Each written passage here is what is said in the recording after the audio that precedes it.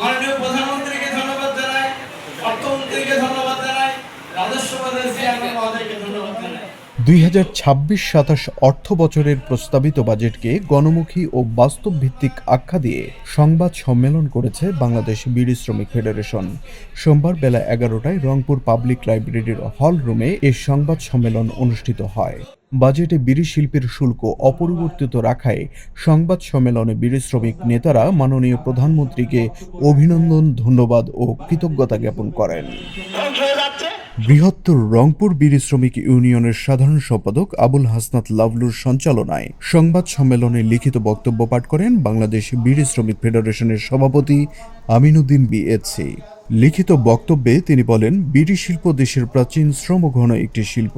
স্বাধীনতা পরবর্তী সময়ে বিড়িতে কোনো শুল্ক ছিল না এবং এটি কুটির শিল্প হিসেবে পরিচিত ছিল। শহীদ প্রেসিডেন্ট জিয়াউর রহমানের শাসন আমলকে বিড়ি শিল্পের স্বর্ণযুগ মনে করতেন শ্রমিকরা। জিয়াউর রহমান বাজেটের সময় স্পষ্টভাবে বলতেন, বিড়ি হলো গরিব মানুষের সিগারেট। যারা দিনমজুর বা রিক্সা চালক, তাদের বিনোদনের উপায় খুব সীমিত। তাই বিড়ির উপর ট্যাক্স বাড়িয়ে তাদের উপর চাপ বাড়ানো যাবে না।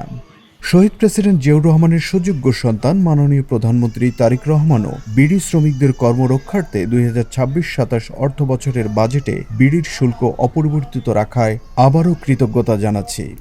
আমিনুদ্দিন বিএসসি আরও বলেন, বর্তমানে টোবাকো মার্কেটের 80% থেকে 85% দখল করে আছে বিদেশি বহুজাতিক কোম্পানির নিম্ন স্তরের সিগারেট। তারা দেশের মানুষের ফুসফুস পুড়িয়ে হাজার হাজার কোটি টাকা বিদেশে পাচার করছে। সুতরাং বিড়ি শিল্পের অস্তিত্ব রক্ষার্থে বহুজাতিক কোম্পানির নিম্ন স্তরের সিগারেট বন্ধের দাবি জানাচ্ছে। শ্রমিকরা দেশের মূল চালিকা শক্তি, শ্রমিকরাই দেশের অর্থনীতির ভিত। সুতরাং শ্রমজীবী মানুষের স্বার্থে বিড়ি শ্রমিকদের মজুরি বৃদ্ধি করার অনুরোধ করছি। এছাড়া দেশের অর্থনীতিকে সমৃদ্ধশালী করতে হলে নকল বিড়ি উৎপাদন এবং বিক্রি বন্ধ করতে হবে।